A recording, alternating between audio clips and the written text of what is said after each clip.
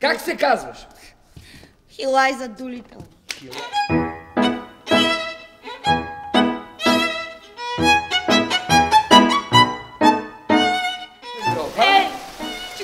Колко съм зачупила с Лисенброд.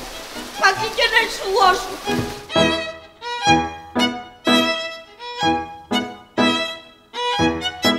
Професор Ригинс! Аз съм. Добро утро, шефе! Ваши работи, началство. Стоп! Ясно? Те плашат по 4 шилинга и половина, ще бягаш я! Ей! Ей! Ей! Нищо да ме връщат! Нищо да ме връщат! Нищо да ме връщат! Какво хискам? Щерка си хискам. Да говори езика на Шекспир! Я! Милтън! Я! Библията! Я!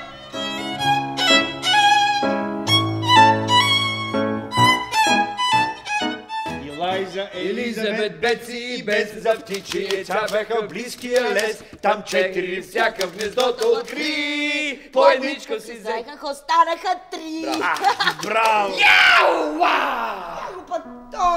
До тогава увидите в амбалажна хартия. Къде ще ма хубава Ако се запределява, просто е набийте сметата по дута хартия. Къде ще ма хубава? Ще ги викам полиция! Полиция! Па моите нужди не са по-малко от нуждите на всяка достойна вдовица, дето за една седмица цица мангизи от 6 различни благотворителности, щото умрел един единствен мъж. На.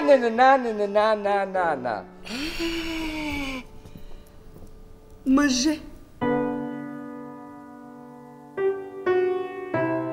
Открадате, че кефти топла, кефти студена вода. Хисапун колко ти щеш. На хиглика мириш. Наслушал съм се и на проповедници, и на министри. И само едно мога ви кажа, техното е кучешки живот, както и да го погледнеш. На мен ми дайте недостойната бедност. Значи тук. Ами как да ти кажа, като не мога от тебе се вредно думичка да ти кажа, бе? Мога да ти их обясня. Искам да ти их обясня. Ли. Нали. Имам странното усещане, госпожице Дулитъл, че вече сме се виждали някъде. Запомнила съм очите. Когато останеше без работа, мама му заръчваше да не се прибира вкъщи, докато не жмуцте някъде 2-3. Свалям картите на масата.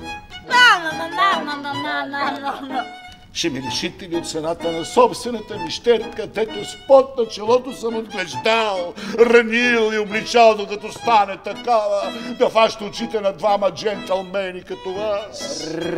Кажи, нали се разбрахме? Трезвият мъж започва да го гризе съвестта. Гриз и става мрачен. А като шмуцте някъде 2-3 се развеселява. Айде, шмуц! Спечелих ли ви, баса, спечелих? Кой спечели? И сега вече мога да си гледам работата. Аз си го спечелих! Аз го спечелих. Басаваче! Аз го спечелих. Нагло нищожество! Тя ми го била спечелила! Баса!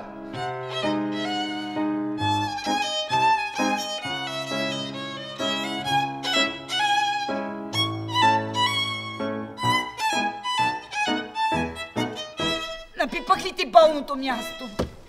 Енри Игинс. Сега вече нищо не давам за твоите шибани приказки.